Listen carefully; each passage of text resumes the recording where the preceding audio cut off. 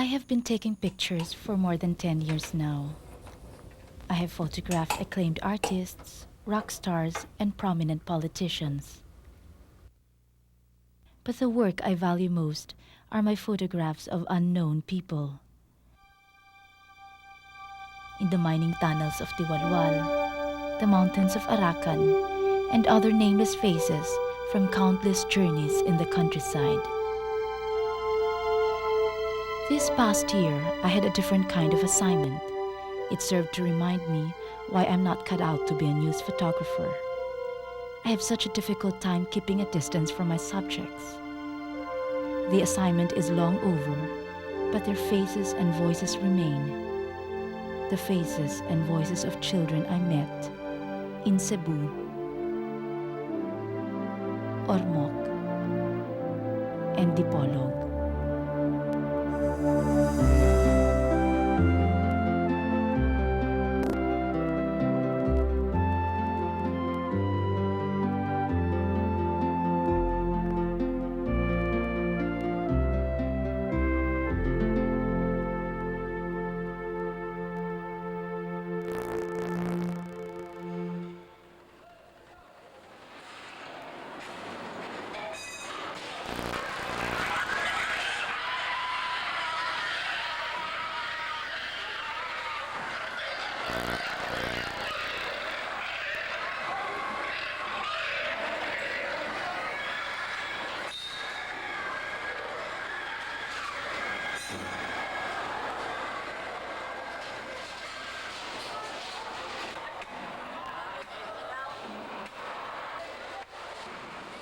It looked like a scene from a massacre movie when I got to this slaughterhouse in Cebu.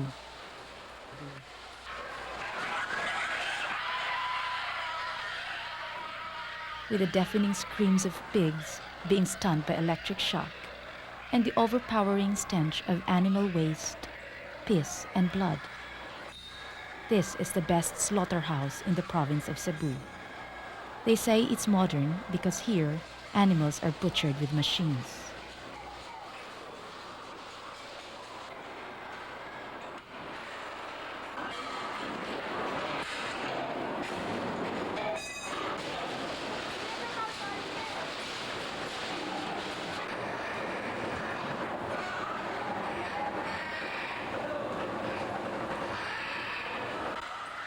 After draining all the blood, the pig is dropped into a boiling vat, then shaved with a machine.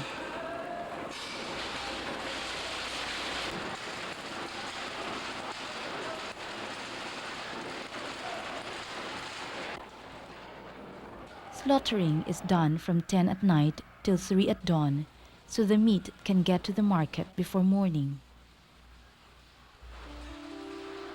So we did not expect to see children here. What are they doing here? Do their parents know about this? It's late at night and it seems such a dangerous place for kids. Many of the butchers here have tattoos and they carry mean-looking knives hooked onto their belts. It seems strange for children to hang around this place. But here, we met Tikboy. Tikboy is 9 years old. When we first saw him, he was in the middle of all these hanging pigs. He looked puzzled at first, then he smiled when he saw our camera. "Oh, don't mind this," we said. "We just want to talk with you, ask a few questions. What are you kids doing here?" Ibitay na ako nagskisa, dagang ka na balibo. Iskis kay kahit na makuha, labi na uga. Nga na bubuhan na ng tubig para dali. Labi na ang dako isa na kay mga boss yun. Kuha kay mga anak mo na. Dugay kayo na makapil lang panit. Dugay kayo na siya na.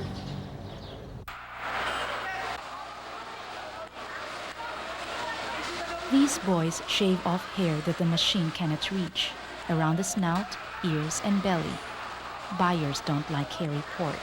That's why these children are hired, so the pig skins are really smooth when they're sold. Magkano naman ang binibigay sa inyo? Wala ka naraglisay. Nangunod. Anara. May nga natigiyaw kaya naglisay.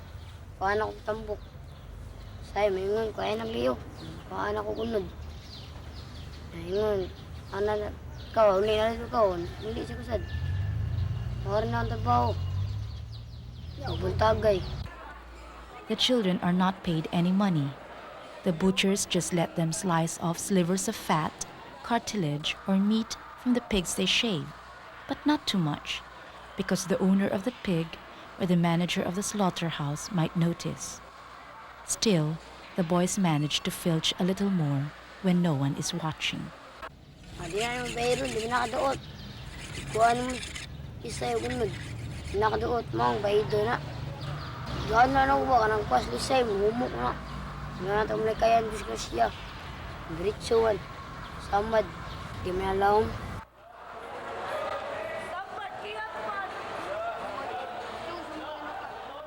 Sa may imong gitambal ana. Ito dahil, tambal ako sa mama, gibatangan na yung klasta diyan ako. Ano mo kay gambar kinis na nun. Major kinis na eh. Hindi nga mahitabo basta naabot ka sa itawan. May slide, mataga ka na itong putaw, samad. Makuhanan sa mga nanay. Kakas ni mo ba? Mga piska na tayo, mga kuha ni mong dali ba, init ba? Pasok ka dali. Ano mapasok? Init mo na, gikan na sa stockyard. Itong, murag, swimming pool ba niya, init sa ba? Yung sa baboy niya. Pag nas baboy, sudo na, gas ako, mari dali ba? Init kinasa na, pasok ka dali. These are the things that Dick Boy and the other kids worry about. Getting cut, slipping, or getting burnt. They also hate it when the pig they drag out of the stockyard is too large, because a huge pig can easily drag them instead. When that happens, they say, then they end up just like pigs. I know what the boys mean. If you hang around here long enough, you begin to notice how in certain ways the children are like the animals up for slaughter. Like Dio. We found him in one corner, a horde of flies swarming all over him. We knew very little about Dio. He was very shy. All our shots of him were stolen, and he did not want to be interviewed. All we know is he's 14, and his father is also a butcher in another slaughterhouse. Dio is here every night. His boss is a butcher in the cattle section, so this is where you'll find him doing odd jobs.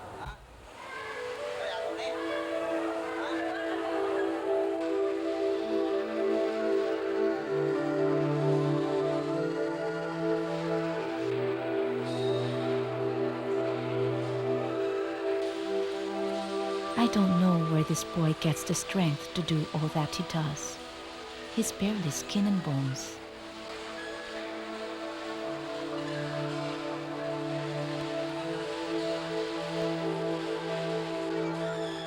Like Dick Boy, Dio doesn't get any cash for his work. What he gets is the fat lining the skin of the cow. The skin goes to his boss, and the fat next to the skin goes to him. With his razor blade, Dio will slice off the fat inch by inch.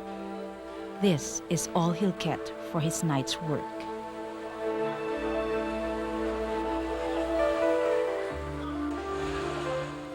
It's 3 in the morning. Dio's work at the slaughterhouse is done. He'll hitch a ride on his way to Carbon, the largest wet market in Cebu. The city is still asleep. The wind cold on this November morning. Dio has nothing to put on his back. And from the way his back is bent, I wouldn't be surprised if he had tuberculosis. Hindi ba nakakatakot magtrabaho sa gabi? Di man. Hayag man, di mo piyawan. Ang kapiyawan mo ka ng negosyo yung dakpan, Victor. Sir Victor ba? Ang mga Diyos pa. Ito, dakpan naman negosyo na yan. Makitaan kami magkana-ana. Sa England, may di namin kasuod dito. Mura ng piyawan. Ang negosyo, managdakpan. Anong negosyo? Kuhan mong karni ba? Karni ba niya? Ng tambok ba? May negosyo. This is what the boys call business, their loot for the night. For the 3 kilos of fat he cut from work, Dio makes 60 pesos. That's $2.30 for a hard night's work, which children shouldn't be doing in the first place. It's 4 in the morning. As the marketplace slowly wakens, Dio's day is about to end. It will be his turn to sleep after breakfast. These boys live like bats, awake all night and asleep all morning. They are in the slaughterhouse every single night except on Holy Thursdays and Good Fridays. Because there are no night classes, all of them have dropped out of school. Dio's story is not rare. There are several million child laborers scattered all over the country. Most of them live in the countryside, working on farms and haciendas. They are called jornal, itinerant laborers hired to work on vast sugar plantations in Ormoc. Like the sugarcane peasants of Negros, they have no land and they scratch out a living from hacienda to hacienda. Wherever there's planting or harvest to be done, or perhaps weeds to be cut, these laborers are there. After working in one hacienda, they go for work in another. Entire families move from place to place, including the children who carry with them long machete knives. With their machetes, these boys cut the weeds and cogon that grow near the sugar cane. Most of them are aged 13 to 15, but even the younger children can be of use in the hacienda. Delena is 10 years old. Her work and that of the other smaller children is to gather the weeds that were cut by the older children. Later, they will throw away the weeds. Delena has been working at the hacienda for 2 years. 3 of her brothers also work with her. But her parents are not here. Delena says her mother only comes over to collect the wages she and her brothers earn. Sa imo pag-hornal diri unsa may mga lisod nga trabaho? Usahay lisod paghakot. Hakot sa unsa? Siot. Siot. Kano sa man na lisod maghakot sa siot?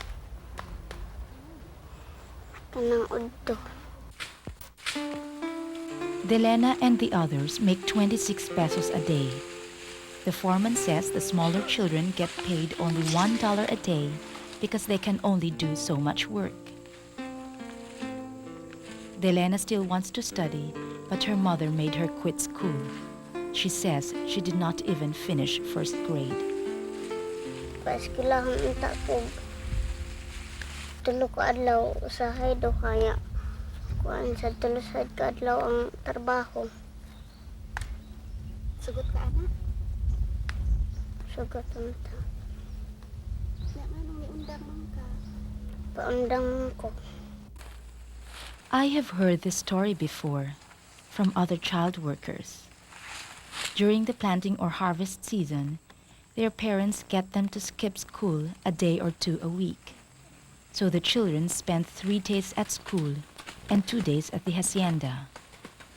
But when there's more work to be done, the children now spend 3 days at work and only 2 days at school. Until finally, they are made to stop schooling altogether. Anak lang nga. Trabaho lang para kaimpasta sa utang. Binyag dili mo manarbaho, Punalan. Di ka po'y nakapanghornalen. Gusto na ka mo undang. Unsa may imong gustong buhaton? Eskwela. I cannot forget the look in Delena's eyes. She is only 10, but she seems so weary of life. But despite everything, Delena still believes that her parents love her. She says she has come to accept everything because her family has a large debt to pay. How could it be that a child like Delena bears the burden of her family's debts? What kind of life do they go through? These children who work on the sugar haciendas of Ormoc. The children say there is no permanent work to be found at the hacienda. When the planting is done and the soil has been fertilized and the weeds have been cut, they just wait for the cane to grow until harvest time. In between these seasons, they have no work. No work, no wages. To survive, they borrow rice from the haciendero, the owner of the hacienda. By harvest time, they are deep in debt. Once upon a time, a haciendero had these houses built for his workers.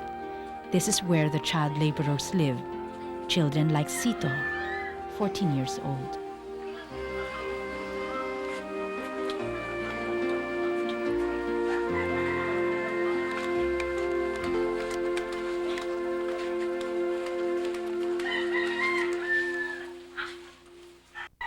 There is no water here. It has to be brought in from far away.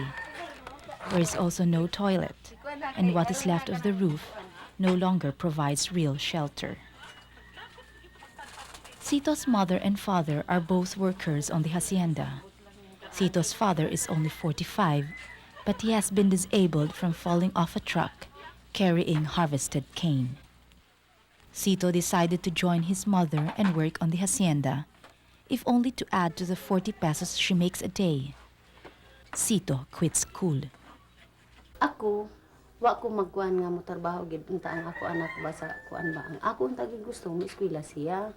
Karon dai usa ka kuan nga pag-eskwela niya kini ang kuan ingon siya ma di na lang ka kum eskwela ma hinadtong grade 3 pa siya. Kung eskwela dong kay man na maka grade 6 kay dawat na bala nga na adi ay tayo makatatrabaho ta og gamay niya makangadto na ko sa high school.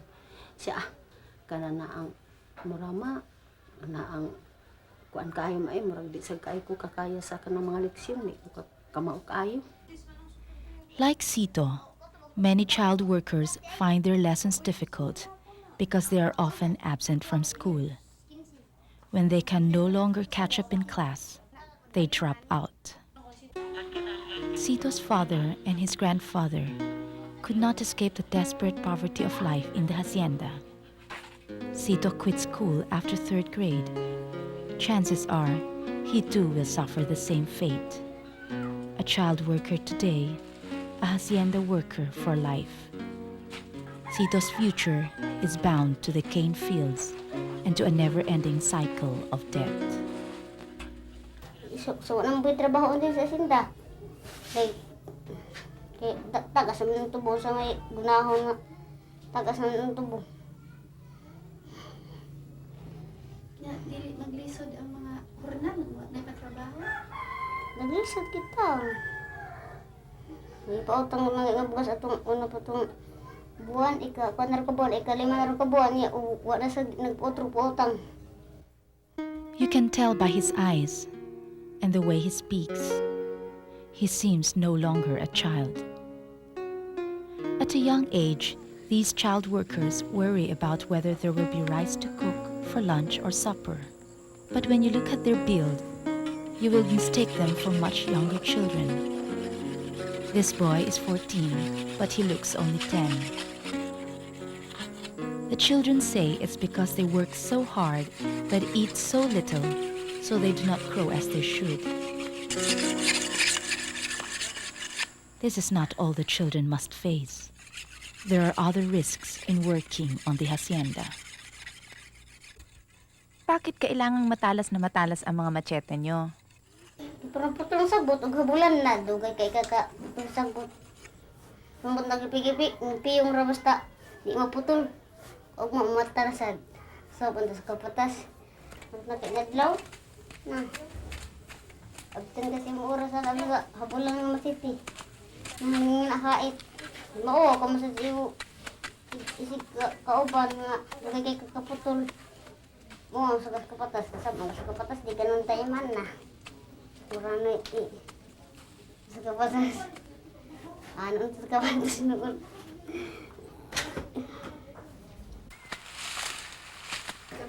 Karas-karas kay pagkahapon. Sa mga kauton na, katuro ba kayo gusto magaras na? Dugo ra ba tayo gamay? Ito, meron man noon. Badlis ra, badlis. Ito, wadlok masama ito sa matiti.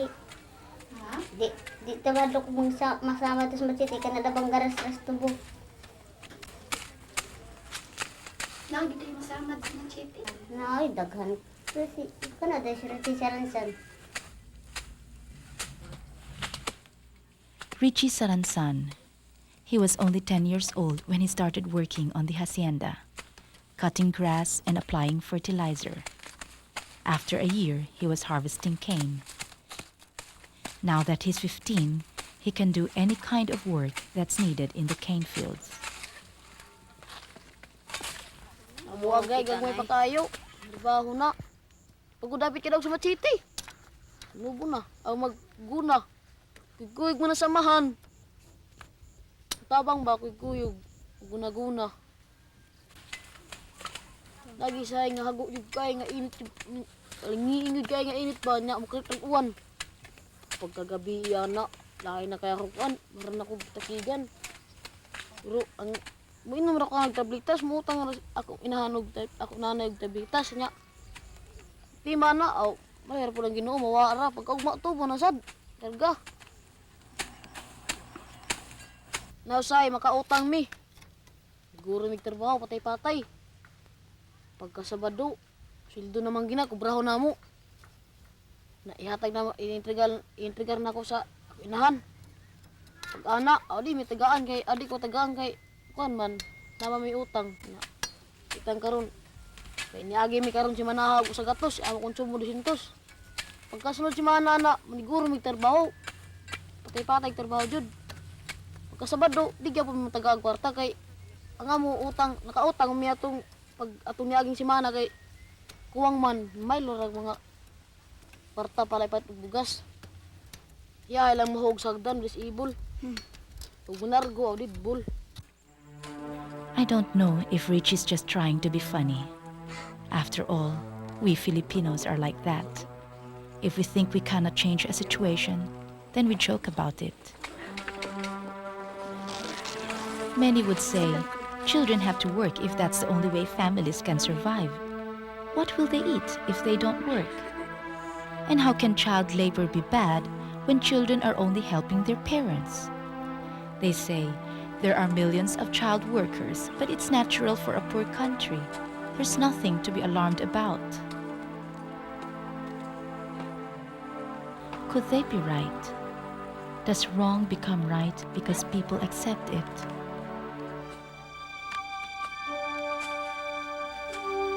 I traveled from Ormoc, bringing with me the pictures I took of Sito and Delena, and the questions that troubled me. What will happen to them? Don't they have the right to play or to go to school just because they are poor?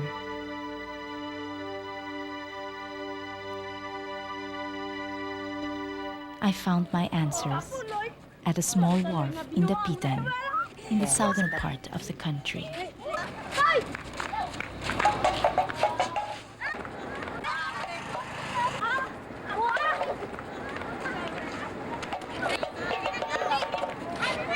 I met some kids at the pier in Pulawan.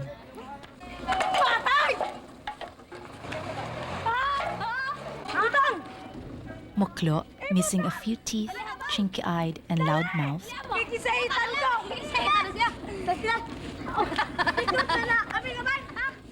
Liting, like a bajau, his hair bleached brown from constant swimming in the sea. And Bobby, good-looking and bright, a dead shot at hitting the can in a game of tumbang preso.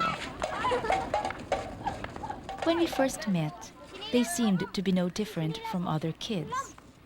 Carefree, animated, and happy to be playing all afternoon.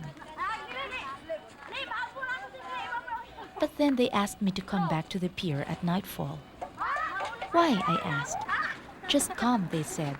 If you really want to know us, come and meet us here tonight, around 7.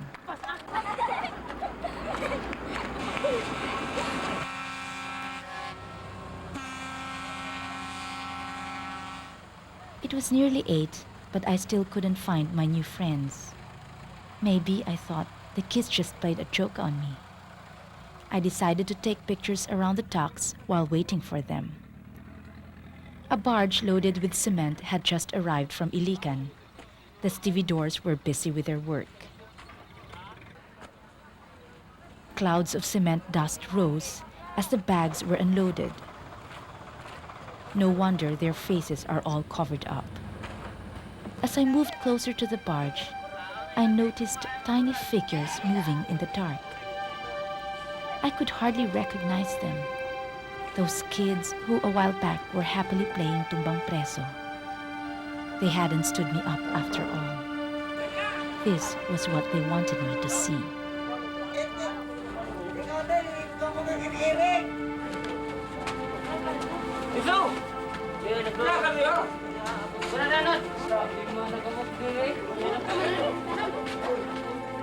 I was taken aback by what I saw that night. The men would lift the bags of cement, and there would be 2 of them to a bag, while the children would carry the cement bags from down below in the cargo hold all the way to the deck.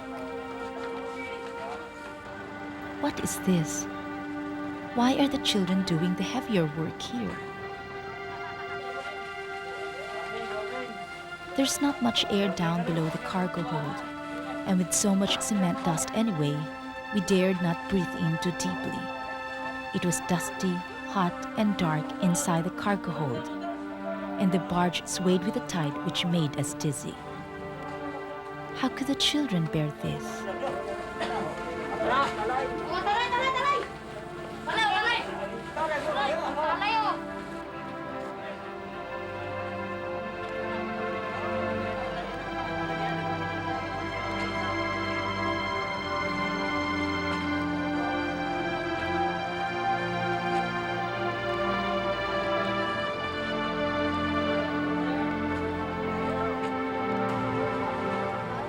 The barge Ana Cristina could not dock for long at Bulawan.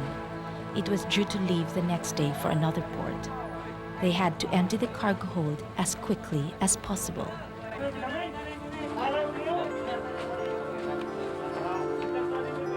The boys worked till midnight unloading the barge. The following day, they started early.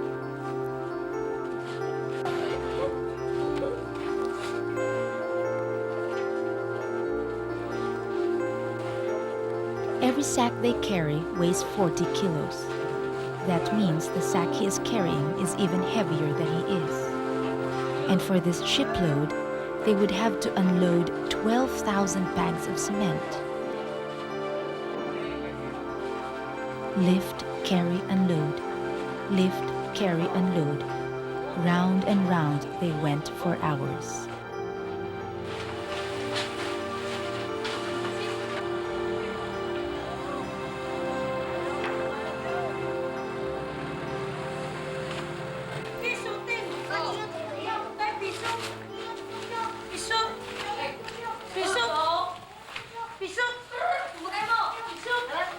Exhausted and hungry, their small bodies aching, I cannot blame them if they get on each other's nerves.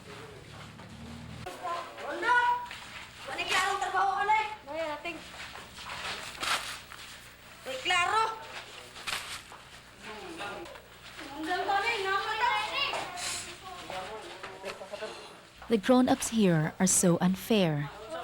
When the lunch hour came, they stopped working because they had to eat. But they told the children to stay because they said they would come back right away. Good thing Anding was quick enough to buy some bread nearby. Just to ease his hunger pangs a bit, he said.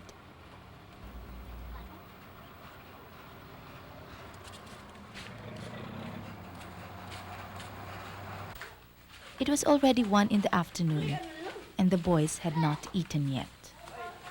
Pas mo, mi. Kay alauna, katagong pagsugod ko na alas 8. Giuma na mo og kan, alauna. Pas mo yun. Pas mo, di mi ato. Gani, di man mo ko ng kapates. Kapatas. Di man mo, kuan po sila mulimid, po sila musugot. Basta mo uli mi, di mi pabalikon. Naghuga-huga lang kami ng timing. Huga kami ng timing ba? Wan, atong kami niya ning uli mi. Yo, ulit kami yo. Asya. Ano bumalik ugma? Magbalik ng pag-ugma. Dili tayo may patrabahon. Dilogos namin trabaho para gigulat man ko niya. Ay kwarta gigipagita na mo gud para makiskwela tiwas. Dili mo daw mga mag-ugma. At last, the kids were given a break.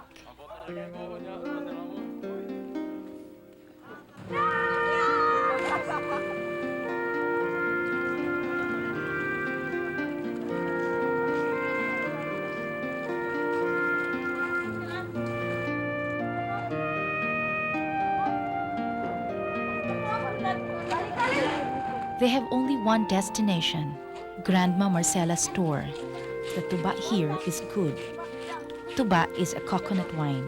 Kana amo gisoy kasi min tuba para dili mamilit sa baga. Kana mao mo inom tuba. Kay inom na mo tuba, kana si minto madalos ko sa man. Bilis man. Bilis man si minto gula sa tuba. Dili mawala sa baga. Oh, mo na. Dili siya matapot sa baga.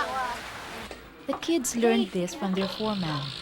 The older stevedores here say that tuba protects them against lung disease that comes from inhaling cement dust. I don't know if it's true. The only thing I know is that after a few classes of tuba, the kids were raring to tell their stories. Oh, Diyos ko! Ano ba naman ito? Di ba walang hiya? Nagmukha akong tanga. Inaasahan niyo na lang ako. Letseng pag-ibig ko. Oh, Diyos ko! Naunsan niya akong kinabuhi. Karon. Di man ka kuha kung ginikanan, usahay dili mo kakaon, usahay mo kakaon, mami.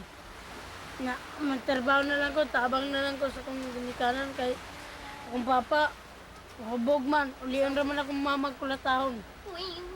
Ay ako, amahan, may kita bisag nasa loud mo, nagat.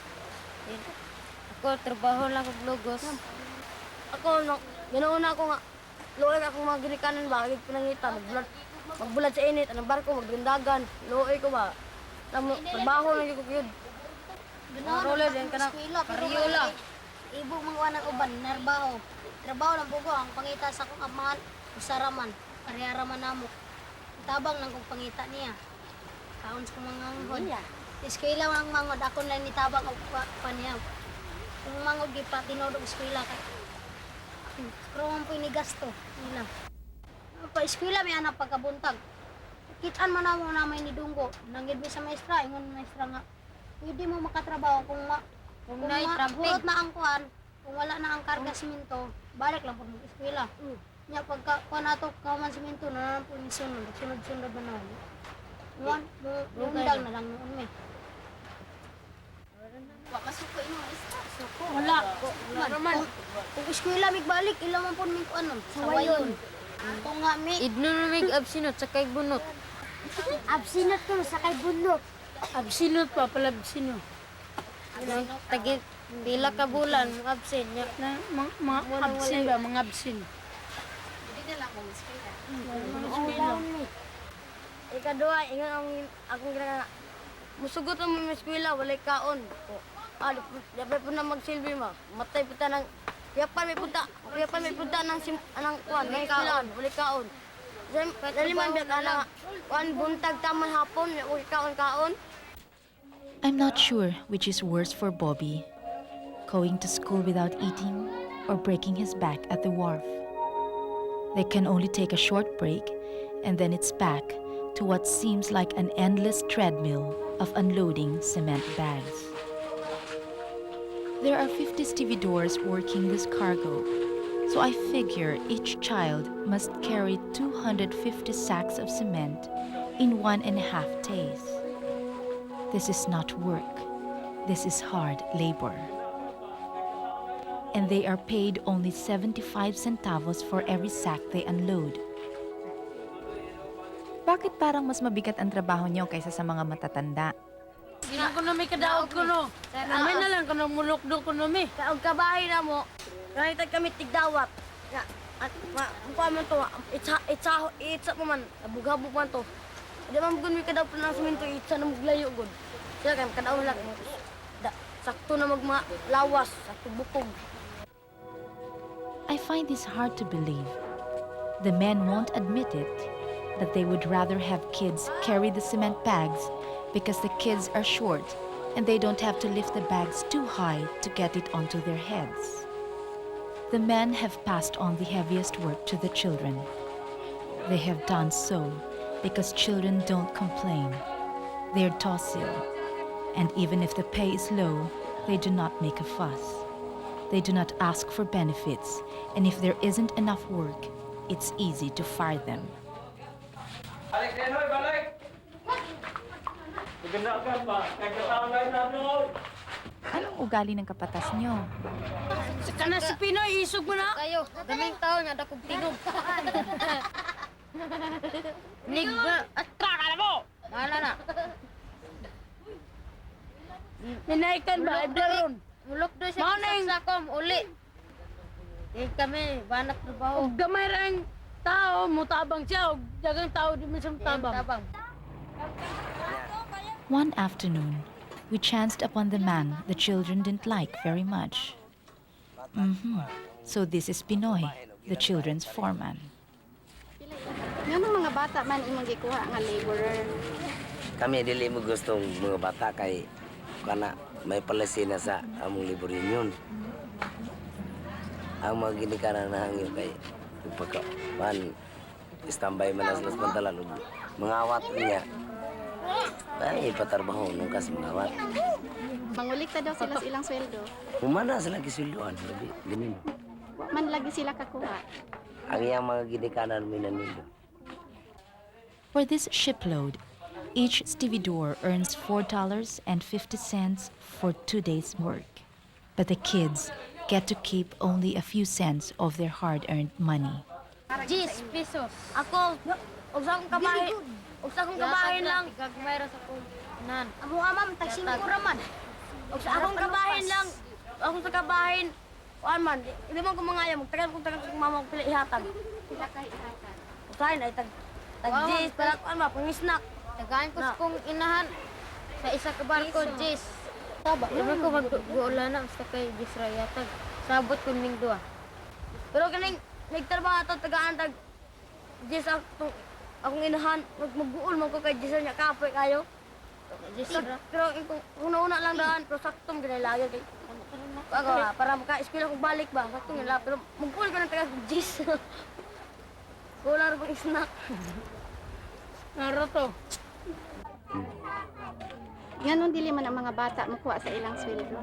Kaya may ginikanan mo sila. Natural, under of, umadir guna sila. Hindi na to, ginikanan guna. Diba? Nga, sila may nihago, dili di sila may makuha sa ilang sweldo. Under sila sa ginikanan. Ay bata pagod sila. Kala naman sila sa akin, mangisog banggol niya. Kuan, gusto niya, pasunig, patarbaho, paspas tarbaho ba, para dali ng muman. Kaya maaptan mi niya diyan, maghinay mi, maaptan mi, kanaugan mi, kasapaan mi. Pero di niya manapat. Kung sa may ingisog. Kaya, anong gagmay diya, o di nakagawan tagtarbaho, ulian na lang na. Muna yung sulti na kataganan diya. Ano, kaya gagmay manggod, o tarbaho. Makalangan mo din gagmay ko, kay sunod man ko na god, sunod niya. Di man din mo track atong gamay, kay kuan, bukatan. Mo itong makuan na yun. Madugay. Madugay. I know what Bobby means because I saw what happened to Ronald, the smallest boy in the crew. Ronald is also 13, but tiny. He was trying to catch up with their little assembly line, but it was obvious that the load was just too much for him. Ronald was struggling. It came out so clearly in my pictures. I wanted to help him, but I did not know how.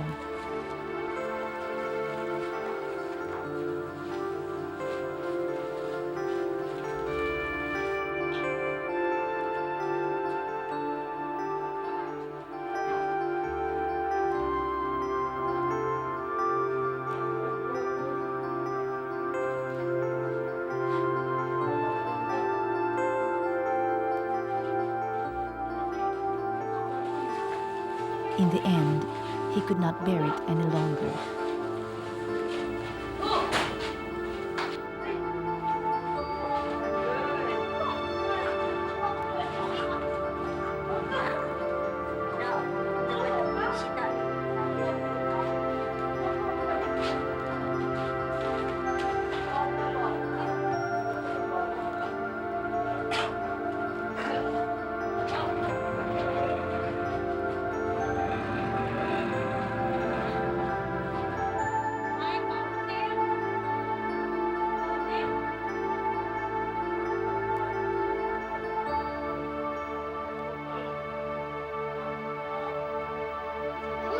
Ano ang nararamdaman niyo pagkatapos ng 2 araw na trabaho? Layo ng tayo. Malayo na isang kugo. Malaybog ka kasi mo na noong kakapoy kay. Lain lang magsakit dire sa tangkugo. Mutulog lain na Tiyan. Nasa tiyan. Lain na pumaol pagkabuntag. Maglibog ka kasi mo pati yung pumaol kay. Kani hasta ilong nimo inigyan nimo. Ginawa ginang mamilit na simento.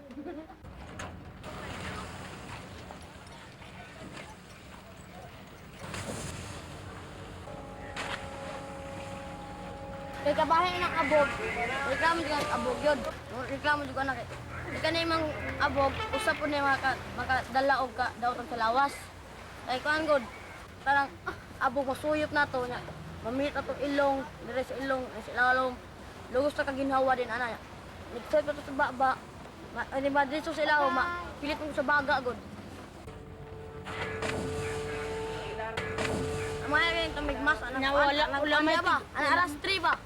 Upod mit ba kay.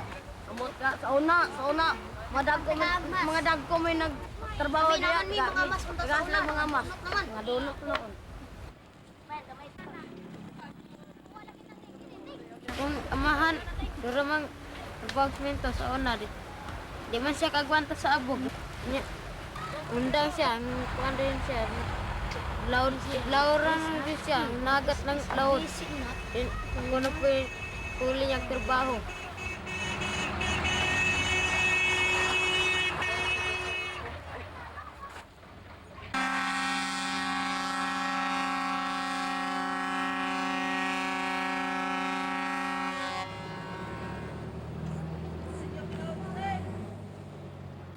Gusto mo kami mundang may anak trabaho, mangita nila yung trabaho mo. Gutom kayo. Anong way abog? Bisag unsa way abog ma'am. Ako sa kabayan ko bisan pwede lang sa pantag mo trabaho. Simento basta kay mabuhi lang ako mga ginikanan. Katabang ko nila ba. Sa unsa trabaho ada basta di ba ingong trabaho mga dautan. Pay magbuhi mi ma'am. Wala lang tanog mularga mi makakita mi agalon nga mayo. Sulod kami trabaho yun. Ma'am dato mo ma'am. Buhay ko na dito ma'am. Mga plenta may trabaho ba? Kay pobre ko Lagi trabaho na kita alam dito ma'am. Lagi trabaho nga kita dito nga. Huwag na kayo makita ma'am. Padali lang silot ma'am. Para makatunay. Sa Monday klaseng trabaho niyang gusto. Sa unsa basta kay Basta magpaboy lang ba? Nga nagtiglagog baboy, lawag manok. Sa unsa trabaho basta unsa trabaho basta kay sa unsa trabaho basta kay wala mabuhay lang mo gidikan di pa para punta nga abog kayo kadaot na bahala unsa trabaho bahalag lisod basta kay dili yung abog Bahala ka, oh. gamay ra sildo ano halag gamay sildo mabuhay lang. Finally, the barge had been emptied. They had unloaded 12,000 sacks of cement. The boys were exhausted and starved, yet not even these could take away the spiritedness of the young.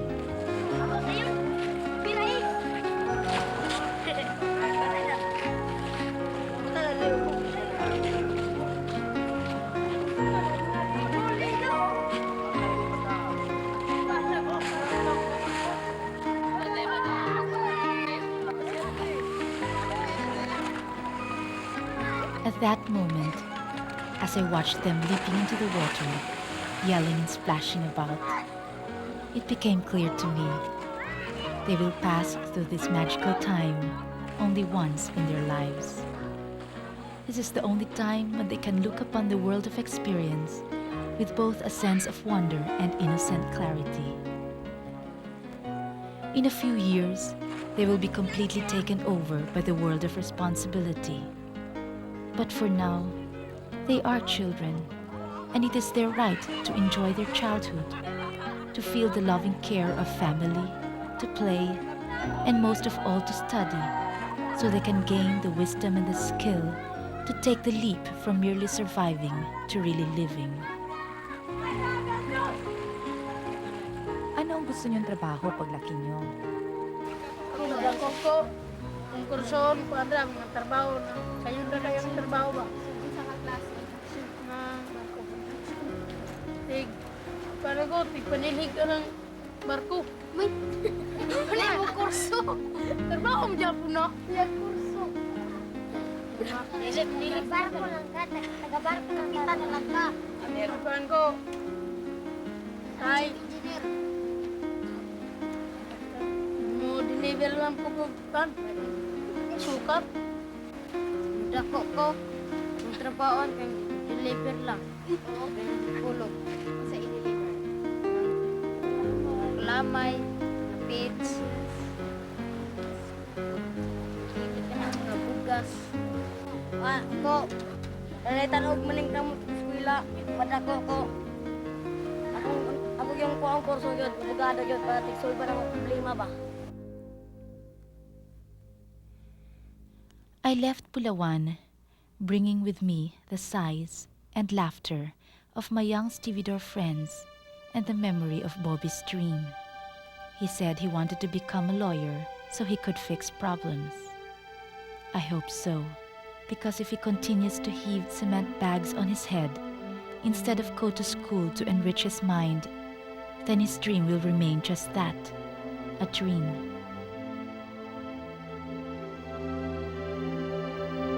It is often said that the cause of child labor is poverty. True, but people forget that when children drop out of school to work, then they lose all hope of leaving the crushing poverty that pushed them to labor in the first place.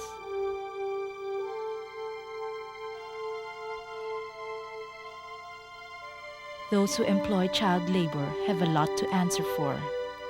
So do the children's parents and government, whose duty it is to protect their rights as children.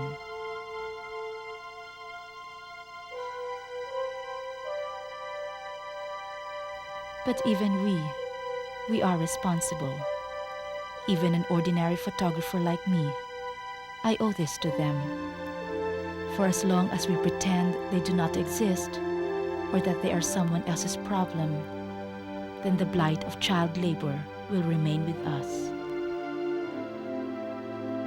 and their numbers will grow.